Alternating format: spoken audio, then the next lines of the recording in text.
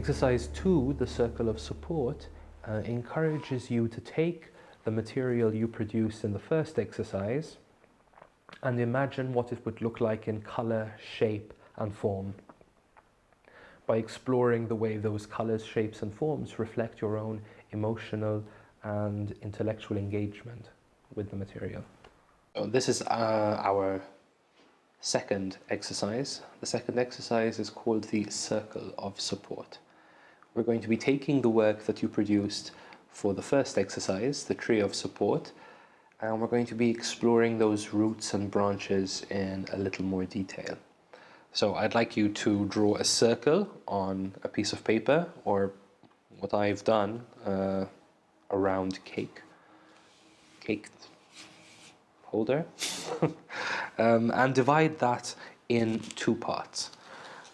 One part will represent the roots that you've explored in the first exercise, and the other part will represent the branches. And while doing this exercise, I encourage you to once again breathe,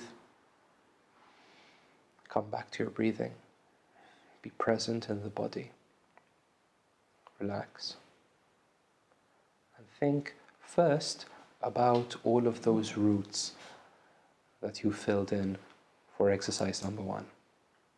All of those people, places and experiences which represent support in your memory. And when you feel ready, reach for a color or an image which speaks to you, which resonates with those roots. I have a lot of colors and papers over here, pictures and all sorts of things.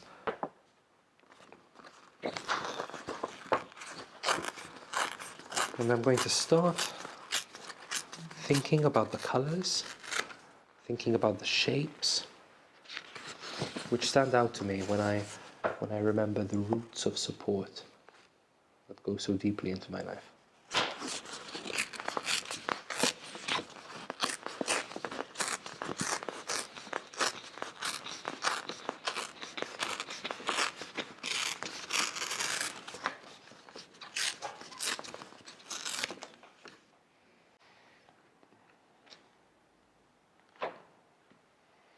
And remember, you can be as free with these associations, you can be as expressive as you feel prepared to be, working on the way that these roots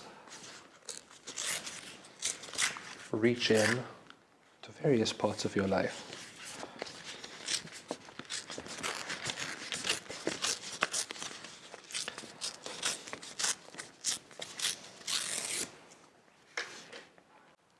And as we said before, there's no right way or wrong way to fill in this circle, to explore these feelings and these experiences of support. Once you feel ready, you can move back to your first exercise, to the tree of support, and start to think about the branches, thinking about the ways that you have provided support to other people in your life.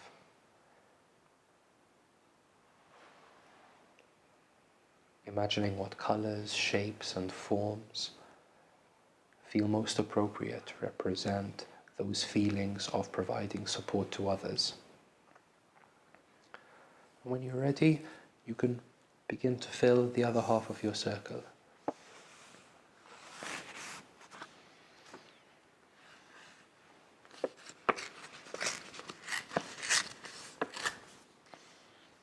Sometimes it's interesting to realize that a certain feeling or a certain memory is more easily expressed by a color or by a shape, and not necessarily by something more complicated like words.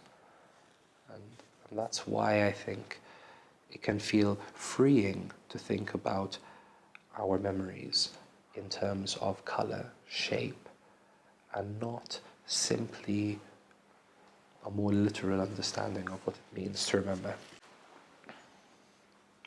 And every once in a while, take some distance from the work, think, how are these colors, in this case, how are these reds bringing up, evoking those feelings of support from the past?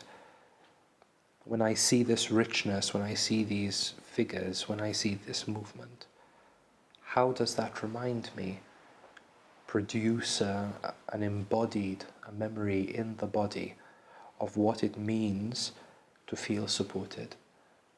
And when I look at these skies and these birds and this swirl up above, how is that reminding me of the ways in which I am able to lift up others and support others?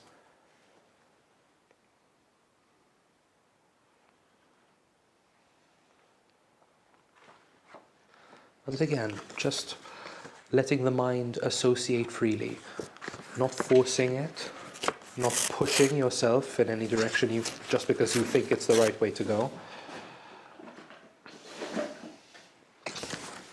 Enjoying the movement. In this case, using pieces of paper, but you can use anything, paints, chalk, even clay, in order to produce this kind of journey inward.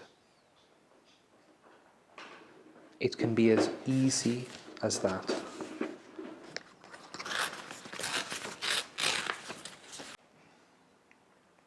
When you feel a sense of completion, or when you feel ready to pull back a little more to observe what exactly it is that you're feeling in the moment,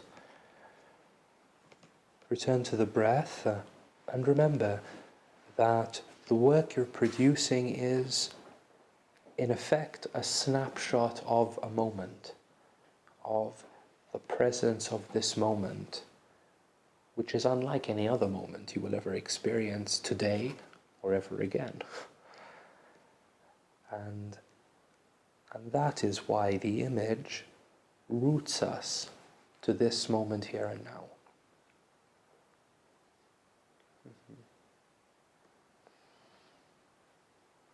I think one of the most important things for you to remember as you experiment with these exercises is that what we are interested in, what you are interested in, is the process. It is not the product.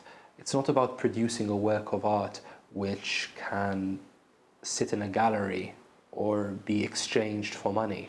Yalla. I mean, if money is important, then it's good that we have that opportunity.